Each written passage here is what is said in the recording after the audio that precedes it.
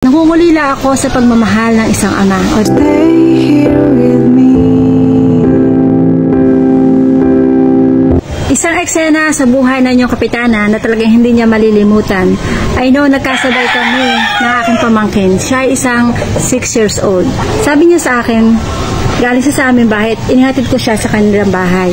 Pauwi na kami. Mama, bakit lagi kang maraming video? And sinabi ko sa kanya, dahil nene, vlogger ako. Sinabi niya sa akin, Mama, ikaw pala i-vlogger? Allah, yayaman ka. Diba? Yun ang sinabi niya sa akin, Allah, yayaman ka. Talaga namang ginawa kong inspiration ng sinabi ng aking pamangkin.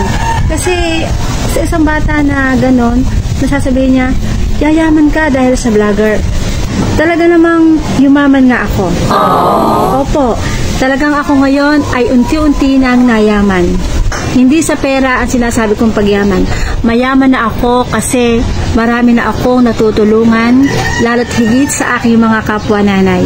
Ang dami-dami ko ng mga nakikilala, nagpapasalamat sa aking mga videos, sa aking mga reels, at halos lahat sila ay mga nanay.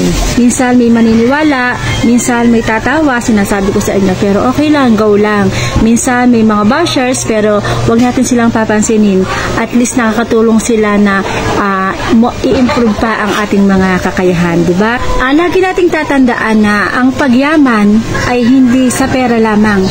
Ang pagmamahal natin sa ating magulang, isa na yung kayamanan. Kaya lagi natin silang iingatan, ang ating mga magulang. Lalo na kayo na kumpleto, may ama, may ina, talaga napakaswerte ninyo, kayong mga anak. Kasi tulad ko na isang kapitana, wala na akong tunay na ama, wala na din akong biyana na ama. So, nangungulila ako sa pagmamahal ng isang ama. O, diba? So, dahil dyan ay napapayak ng kapitana, talagang damandam ako at miss na miss ko na ang dalawa kong tatay. And dalawang nanay na lang ang aking kasama. And napapayak si kapitana. Kasi yung pagmamahal natin sa ating mga magulang ay isa na talagang kayamanan. And lagi ko sinasabi na kapag ka sumisweldo at nakaka-blessing ako dito sa ating pagbablog, hindi ko nalilimutan na bigyan ng aking dalawang inay.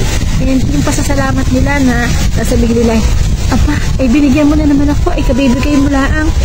Binigyan mo na ako ng bigas, binigyan mo na ako ng isda. O, diba? Malaking tulong at talagang nakakataba ng puso. Magbigay tayo sa ating mga magulang ng bukal sa ating puso at talagang pagpapalain tayo ng ating Panginoon. Maniwala kayo, 100% talagang napaka-effective na kapag tumutulong ka sa iyong magulang, ay naku, talaga namang sobra-sobra ang blessing na ibibigay sa iyo ni God. Higit pa sa ibinibigay mo. Maniwala ka, kaibigan. Lagi nating tatandaan, mga kaibigan, mga kababayan ko, na ang kayamanan ay hindi lamang sa pera ang basihan. Ang pagmamahal sa ating magulang ay talaga namang isa ng kayamanan. Kaya kung may mga magulang pa kayo, kumpleto, nanay, tatay, mahalin nyo sila ng sobra-sobra. Ano man ang kanilang nagawang kamalian, wag na wag nyo silang lalabanan. Lagi ko sinasabi at laging payo ni Kapitana sa inyo. Sapagkat kapag mahal nyo ang inyong magulang, yun din ang gagawin sa inyo ng inyong mga anak balang araw. Maraming salamat po.